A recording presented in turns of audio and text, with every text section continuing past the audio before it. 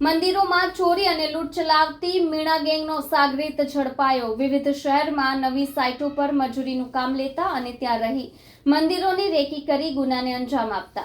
સુરત શહેર અને અન્ય રાજ્યોમાં મંદિરોમાં ચોરી અને લૂંટ ચલાવતો મીણા ગેંગ ઘણા સમયથી પોલીસના રડારમાં હતી। આ ગેંગના કેટલાક સાગરીતો અગાઉ જ પકડાઈ ચૂક્યા હતા, પરંતુ વોન્ટેડ આરોપી લક્ષ્મણ મીણા હજુ ફરાર રહ્યો હતો। સુરત ક્રાઇમ બ્રાન્ચ દ્વારા અમદાવાદના નરોડા વિસ્તારમાંથી તેને ઝડપી લેવામાં આવ્યો છે। મીણા ગેંગના સભ્યો વિવિધ શહેરોમાં નવી સાઇટો પર મજૂરીની કામ લેતા અને ત્યાં રહી મંદિરોની રેકી કરતા।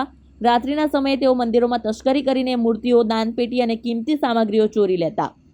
આ ગેંગ રાજસ્થાન, મધ્યપ્રદેશ અને ગુજરાતમાં એકસાથે અનેક ગુનાઓમાં સંડોવાય છે। પહેલા ઝડપાયેલા સાગરીતો અને તેમની કબૂલાત તારીખ 6/2/2025ના રોજ સુરત ક્રાઇમ બ્રાન્ચે વેસુ પોલીસ સ્ટેશન વિસ્તારમાં થયેલી મંદિરોની ચોરીના ગુનાઓમાં મીણા ગેંગના 2 સભ્યો મેંડિયા ઉર્ફે મહેન્દ્ર ધર્મા મીણા, ભાણિયા ઉર્ફે રાજુ ધર્મા મીણાને ઝડપી લીધા હતા।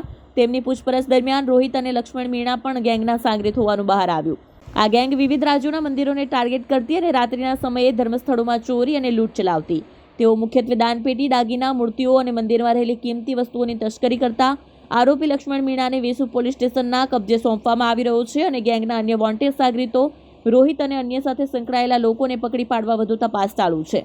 આ રીતે સુરત ક્રાઇમ બ્રાન્ચે એક મોટા મંદિર ચોરી ગેંગનો ભેદ ઉકેલી મહત્વની સફળતા મેળવી છે।